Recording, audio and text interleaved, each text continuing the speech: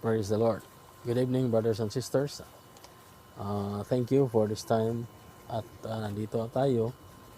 Hallelujah. I'm making this video para sa kapurihan natin Panginoon. Glory to God. Hallelujah. So let's pray. Lord Jesus, thank you Lord for this video. Hallelujah. For this time that you give us. Thank you for the encouragement. Thank you for the inspiration. Hallelujah. To continue. Hallelujah. Doing your work. Hallelujah. Because as you have required us, you want us to commit to you, hallelujah, to preach the gospel, to preach the good news, so that many souls will be saved. Lord, we believe that right at this moment, you are with us, because you promised that for two or three that gathers in your name, you will be in our midst. Hallelujah. Thank you, Lord Jesus. We need your presence. Hallelujah. We need you to give us wisdom. Hallelujah. To be able to understand the message that you want us, hallelujah, to share with others, hallelujah. Thank you, Lord Jesus, hallelujah, and allow us to bring you all the glory in your mighty name. In Jesus' name, amen. Praise the Lord, hallelujah. Brothers and sisters, isang tanong ang binigay sa akin, hallelujah, ng isang kapatid, hallelujah. Ang sabi niya, mayroon na bang tao, hallelujah, mayroon na bang grupo, hallelujah, na praise the Lord, hallelujah, praise God, matagumpay na sumunod sa Ten Commandments, hallelujah. Again, ang tanong niya, at siguro ang konsepto ng tanong niya is ganito, mayroon na bang grupo, mayroon na bang mga tao, o mayroon na bang mga relihiyon, hallelujah, na matagumpay na sumunod o nakasunod sa Ten Commandments. Praise the Lord. So ano ba yung Ten Commandments? Hallelujah. Praise the Lord. Ang Biblia nagsasabi, hallelujah, na ang Ten Commandments, ito yung tinatawag natin na first covenant na ating Panginoon sa kanyang mga anak. Hallelujah.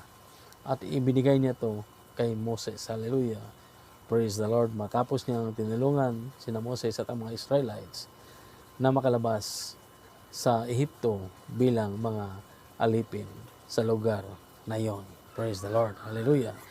So dito sa Exodus 34:27 to 28, hallelujah, ang sabi ng Panginoon, then the Lord said to Moses, hallelujah, write down these words, for in accordance with these words I have made a covenant with you and with Israel. Hallelujah.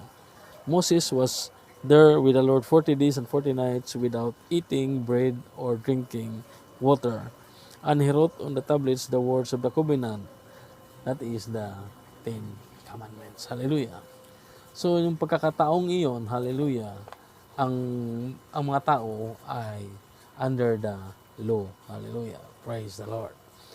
So, doon, yung pagkakataong iyon, mga kapatid, ibinigay ang praise the Lord, Ten Commandments, na dapat sana ay susundin ng mga tao. Praise God. So, ang tanong ng ating mga kapatid, hallelujah, praise the Lord, mayroon na bang mga tao, praise the Lord, matagumpay na nakasunod, hallelujah, sa utos ng Ten Commandments, hallelujah, praise the Lord. So, ang Biblia, mga kapatid, nagsasabi, hallelujah, nang nagkasala si Adan at si Eva, hallelujah, ang mga tao ay nagiging alipin na ng kasalanan. Praise the Lord. Again, we were slaves to sin. Hallelujah.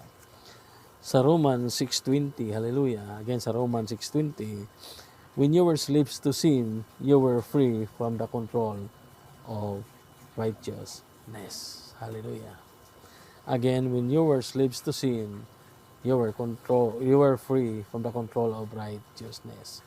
So, dito sinasabi nila ni Pablo, hallelujah, sa church sa Romans nung panahong iyon, na nung kayo ay nagiging alipin ng kasalanan, hallelujah, hindi kayo makakagawa ng mga mabuting gawain na ayon sa kalooban at ikatutuwa ng ating Panginoong Hesus. So, ang ibig sabihin dito ni Pablo, hallelujah, praise the Lord, praise God, na dalawa lang ang klase. Ang ibig sabihin, mayroong dalawang slavery na nangyayari sa mga panahon na yon. Praise the Lord. You were slave to sin or you were slave to righteousness. Ikaw ay alipin ng kasalanan o ikaw ay alipin ng, hallelujah, kabutihan, alipin ng Panginoong Hesus. Praise the Lord. So sa Romans 6:20, sinasabi dito, when you were slaves to sin, you were free from the control of righteousness. So nung ikaw ay alipin pa ng kasalanan, o kung ikaw ay alipin ng kasalanan, malabong ikaw ay makagawa ng kabutihan. Malabong ikaw ay makasunod sa gusto o kagustuhan ng ating Panginoon. Dahil alipin ka eh. Praise the Lord. Kaya marami tayong mga taong maririnig, mga kamag-anak natin, mga kapatid, mga pinsan, mga kaibigan, na sinasabi nilang ako'y magbabago na. Ako'y gagawa na ng mabuti. Hallelujah. Ngunit, lagi lang nasusumpungan nilang sarili nila na nandyan pa rin, lubog na lubog pa rin sa kasalanan. Bakit? Kasi sila'y alipin ng kasalanan.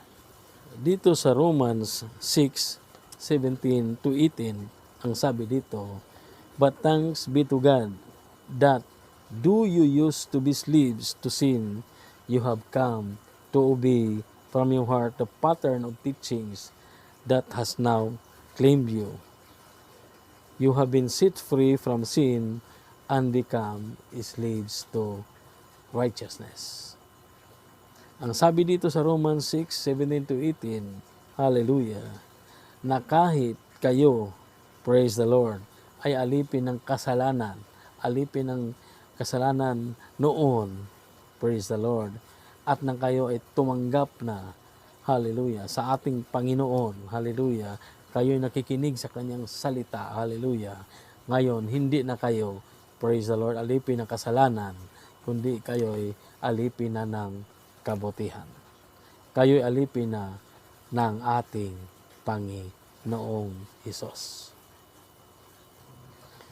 Sa Romans 1, chapter 1, verse 1, at sa Titus, chapter 1, verse 1, hallelujah. Again, Romans, chapter 1, verse 1, at Titus, chapter 1, verse 1, hallelujah. Ang sabi dito, Paul was a slave to righteousness. Dito, tinatawag na ni Paul sa sarili niya na slave to righteousness. He is servant to God, to Jesus. Hallelujah. He is servant to Jesus. Praise God. Dito naman, hallelujah, praise the Lord. Sa, hallelujah, sa praise God. Hallelujah, dito, praise God, hallelujah. Sinasabi kasi ni Paul sa sulat niya sa Romans, hallelujah, tinatawag niya ang kanyang sarili bilang servant, hallelujah, sa ating Panginoon. He is a slave to Jesus, hallelujah. Andito naman sa sulat niya sa Titus, hallelujah, kan Titus, hallelujah, tinatawag niya rin ang sarili niya na slave to God. Hallelujah, praise the Lord. So, ibig sabihin, sa panahon na nagiging alipin siya ng kasalanan at sa panahon na tinatanggap na niya ang ating Panginoong Hesus na kanyang tagapagligtas at Panginoon, siya ay nagiging ng alipin ng kabutihan. Siya ay nagiging ng alipin ni Kristo. So dito sa Romans 6, chapter 6, verse 18, sinasabi dito na mula sa pagiging alipin ng, praise the Lord, kasalanan, nang tinanggap nyo ang Panginoong Hesus, hallelujah, kayo na ay nagiging alipin ng, praise the Lord, kabutihan. Kayo na ay nagiging alipin ni Kristo, hallelujah. Pero ang sinasabihan niya dito mga kapatid, hallelujah, ang church sa Romans, hallelujah. Ito yung church sa Romans, hallelujah, at sa praise God.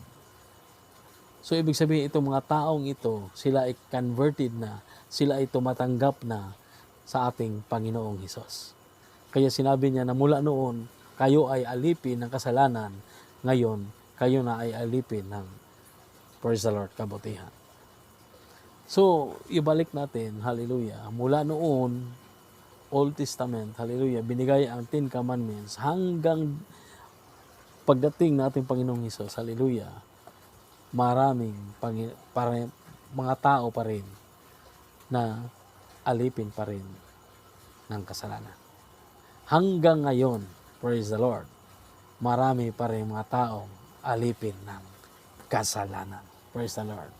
Kaya makikita mo, mayroong mga taong gustong magbago, ngunit hindi niya kayang magbago dahil ang nasa isip niya, kaya niya magbago sa sarili lamang niya. Ngunit masusumpungan lang niya na sarili niya na patuloy na gumagawa ng kasalanan, lubog na sa kasalanan dahil sila'y alipin ng kasalanan. They were free from being a slave to righteousness. If you are a slave to sin, you are free from doing good. So sa example sa Romans, hallelujah, ina-address na yung mga tao na tumatanggap na sa ating Panginoon. Dahil church na yun Praise the Lord. Church yun sa Romans.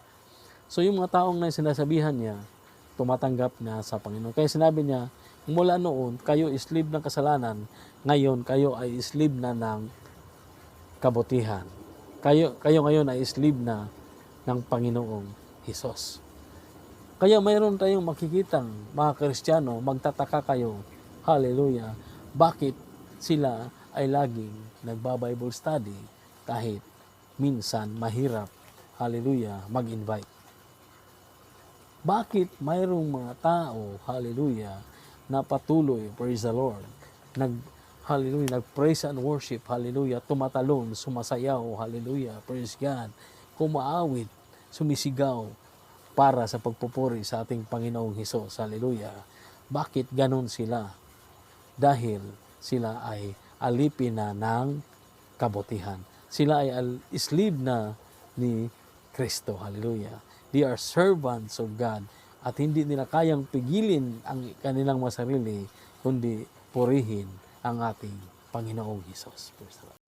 Ang mga taong slave to sin hanggang ngayon patuloy pa rin silang slave to sin dahil ayaw nilang tanggapin ang ating Panginoong Hesus.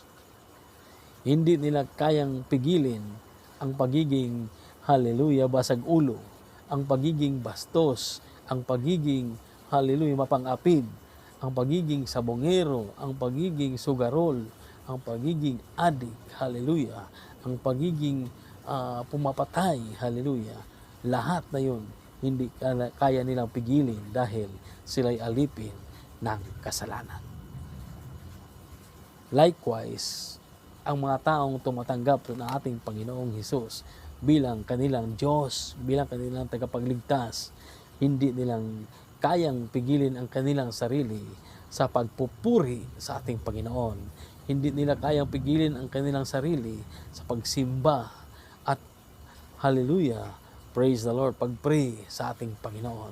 Hindi nila kayang pigilin ang kanilang sarili, hallelujah, sa pag-share, hallelujah, sa salita ng Diyos, sa pag-share sa magandang balita ng kaligtasan. Hindi nila kayang pigilin ang kanilang sarili sa pag-awit, hallelujah, sa pag-indak, hallelujah, praise the Lord, para purihin ang ating Panginoon. Dahil sila'y slave to righteousness. Hallelujah, praise the Lord.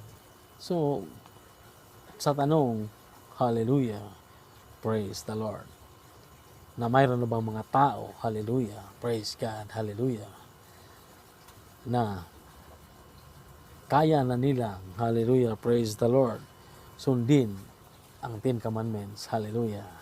Noon, wala. Alipin ang lahat ng kasalanan. Praise the Lord. Ngunit ngayon, hallelujah, praise the Lord. Pag tinanggap mo ating Panginoong Hesus, hallelujah, praise God. Hallelujah. Praise God. Kaya mong mapagtagumpayan. Praise the Lord. Hallelujah. Hallelujah. Brothers and sisters, nang si Kristo, nakikita niya ang mga tao ay lubog sa kasalanan. Hallelujah. Praise the Lord. Ang mga tao ay slave. Hallelujah. Sa kasalanan. He already has His plan. The great is the plan of salvation. Hallelujah. Praise the Lord. Ang sabi nga, for God so loved the world that He gave His only begotten Son for us to be saved. Hallelujah. So nakita ng Panginoon ng mga tao ay alipin sa kasalanan. Praise the Lord. Kahit anong gawin, kung tayo pa'y nalunod, hallelujah, para tayong nalunod, hallelujah, na barko, hallelujah, na nasa dagat, palangoy-langoy lang tayo. Kahit anong gawin nating langoy, hindi natin alam kung saan tayo pupunta. Hanggang napapagod na lang. Hallelujah. Praise the Lord. Praise God. So, ang Panginoon natin, dahil mahal niya tayo, siya ay bumaba sa sanlibutan. Siya ay nagpakatao. He manifested into flesh. Hallelujah. Para tayo itubusin sa ating mga kasalanan. Praise the Lord. So, ang ating Panginoong Hesus ay namatay sa krus. Hallelujah. Nang siya ay namatay sa krus at nabuhay muli. Praise the Lord. He fulfilled the 10 Commandments.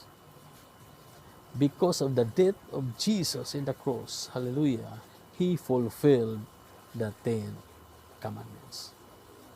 So, nung mga panahong iyon, mula sa panahon ni Moses hanggang sa hindi pa nakababa ating Panginoon, hallelujah, hindi mapagtagumpayan ng tao ang 10 Commandments.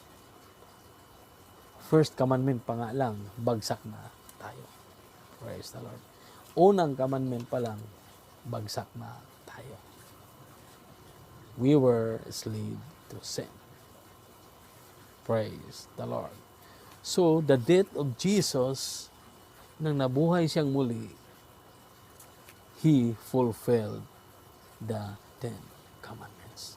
He fulfilled the first covenant. Hallelujah.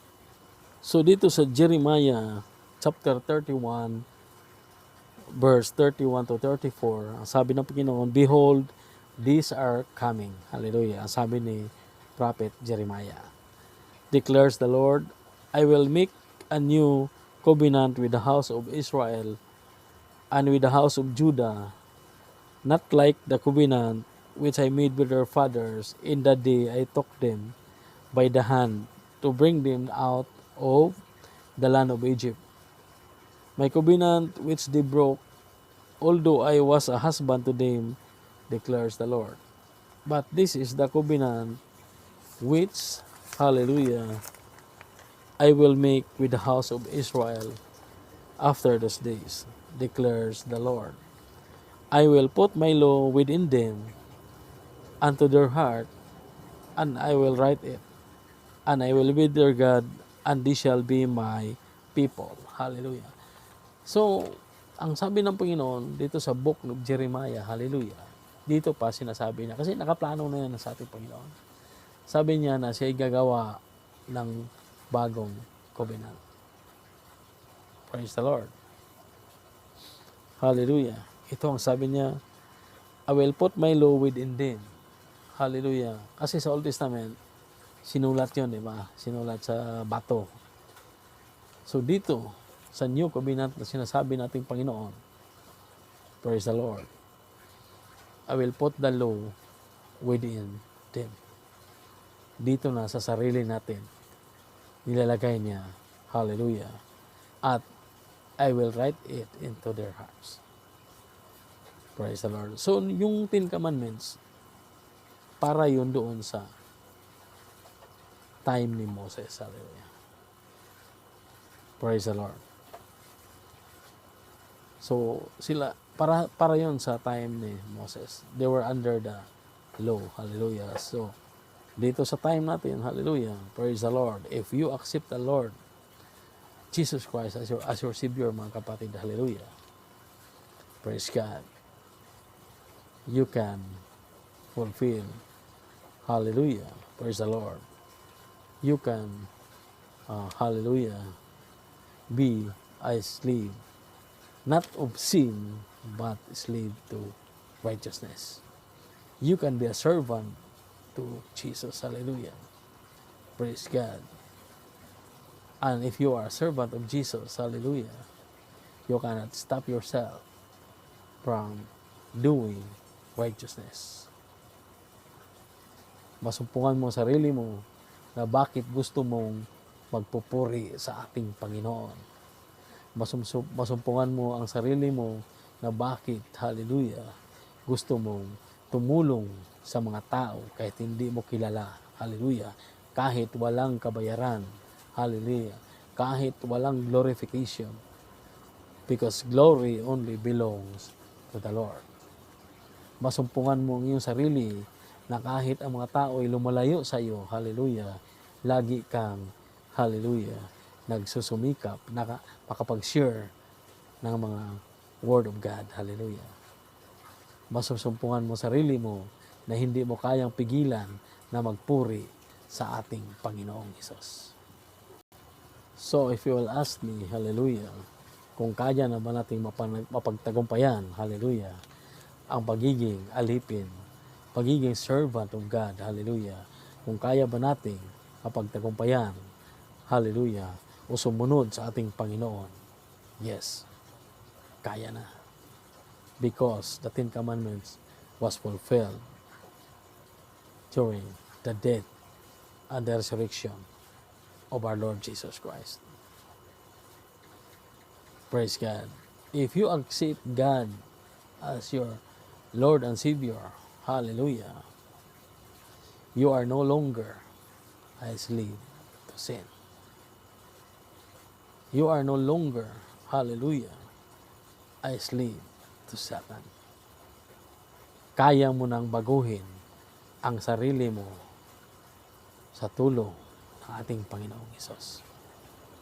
Praise the Lord.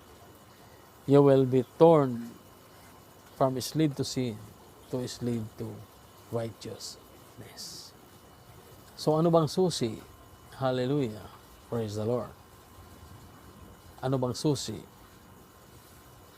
para tayo ay magiging servant of God?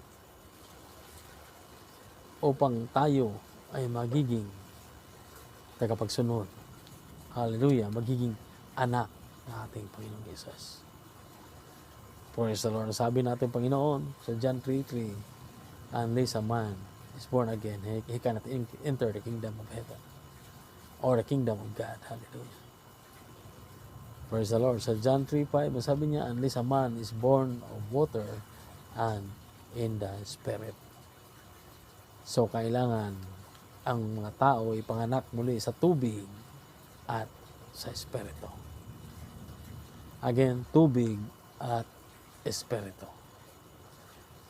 Nang tanungin si Pedro kung anong gawin para mailigtas, ganon din ang sabi ni Pedro.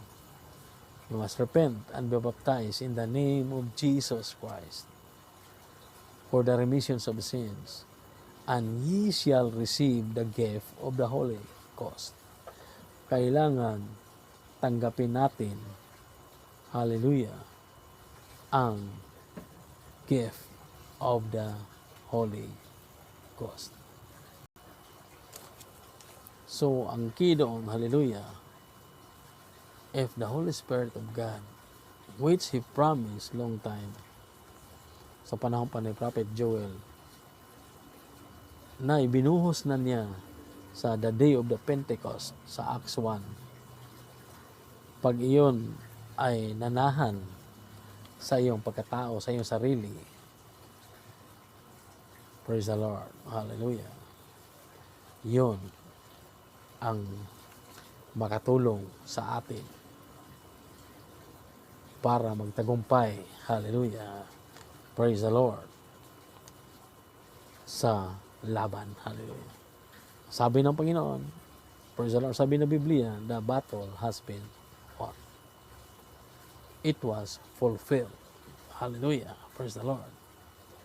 We were redeemed. Hallelujah. Ang sa atin na lang, tanggapin natin. Hallelujah. Praise the Lord. Ang regalo natin, Panginoon, the gift of salvation. Hallelujah. Praise the Lord.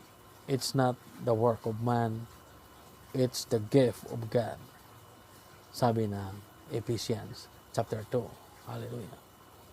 Marami kasi tayong maririnig na nagsasabi na ako'y nagfi-feeding, ako'y tumutulong, ako'y maawain, ako'y mabait. Hallelujah. It doesn't qualify us to be a child of God. It doesn't qualify us to claim the gift of salvation. Hallelujah. It's only if you accept God as your Savior and you will be baptized with water in Jesus' name and you will be baptized with the Holy Spirit. Hallelujah. Again, yung mga gawa natin dito na sinasabi natin mabuting gawa, hallelujah, hindi yun sapat. Hallelujah. Tayo'y naligtas, praise the Lord, because it's the gift of God. Praise the Lord. So hindi tayo pwedeng magmalaki. Hallelujah. Praise God. Praise the Lord. Ang sabi nating Panginoon, ang sabi ng Biblia, hallelujah, once natanggap natin itong Panginoong Hesus, hallelujah, we have to endure. Hallelujah. Laging binabalik-balik dito sa James 1 verse 12, you must remain steadfast. Hallelujah. Sa Isaiah 40:31, wait for the Lord. Hallelujah. Praise the Lord. Sa 2 Thessalonians chapter 2 verse 15, sabi dito, stand firm. Hallelujah. Hold to teachings. Hallelujah. Hallelujah. Praise God. So dito, ina-emphasize ng Bible, salvation is a process. Praise God. Paunti-unti, hallelujah, with the help of the Holy Spirit in your life. Hallelujah. Praise God. Paunti-unti mong mapagtagumpayan. Hallelujah. Praise God. Ang mga balakid. Hallelujah. Kung ano man trials. Hallelujah. Praise the Lord. Na madadaanan mo sa pagsunod sa iyong paglakad. Hallelujah. Sa ating Panginoon. Hallelujah. Praise the Lord. So, brothers and sisters, sa tanong na mayroon na bang mga nakakasunod? Hallelujah. Praise the Lord. Mayroon na, brothers and sisters. Because the first covenant, the Ten Commandments, already was fulfilled by our Lord Jesus Christ. Hallelujah. We were redeemed from slavery to sin. The only thing na problema is many people did not accept. Hallelujah. We're hesitant to accept the Lord Jesus. Hallelujah. Praise God. Kaya hanggang ngayon, nanatili pa rin silang alipin ng kasalanan. Praise God. Hallelujah. So, praise the Lord. Read the Bible. Listen to the preaching of the Lord, of the people of God. Hallelujah. Pag may lumalapit sa inyo, huwag kayong tumakbo. Huwag kayong umiwas. Hallelujah. Praise the Lord. Because these people are just doing what God is telling them to do. What I'm doing now, hallelujah, is a commitment to our Lord Jesus Christ. Kahit anong pigil ko, hindi ko kayang pigilin ang sarili ko na magsalita. Hallelujah. Because I am slave to the work of God. I am a servant of God. Hallelujah. I'm not perfect, hallelujah, but my heart has the desire to obey God. My heart has the desire to be holy. Praise the Lord. Because we cannot see God if we are not holy. Praise the Lord. Hallelujah. Being born again or being a servant of God does not necessarily mean that you are already perfect. It's a long process. Hallelujah. Kaya the Bible always reminds us to endure, to stand firm. Hallelujah. Because from time to time, we can commit sins that we don't know. Hallelujah. And the only way is to repent. Every time you commit sin, we repent and continue the journey. So, brothers and sisters, good night to you all. God bless. Hallelujah. Please, hallelujah, be converted from being a slave to sin to a slave to righteousness. Salvation is for all of us. Salvation is for everyone. Hallelujah. The only thing that matters is that many people fall short of accepting the gift of salvation. Praise God. God bless everyone. Hallelujah. Kung may mga tanong kayo, feel free. I will not mention your names. Hallelujah. If you have questions, feel free. God bless you. Good night.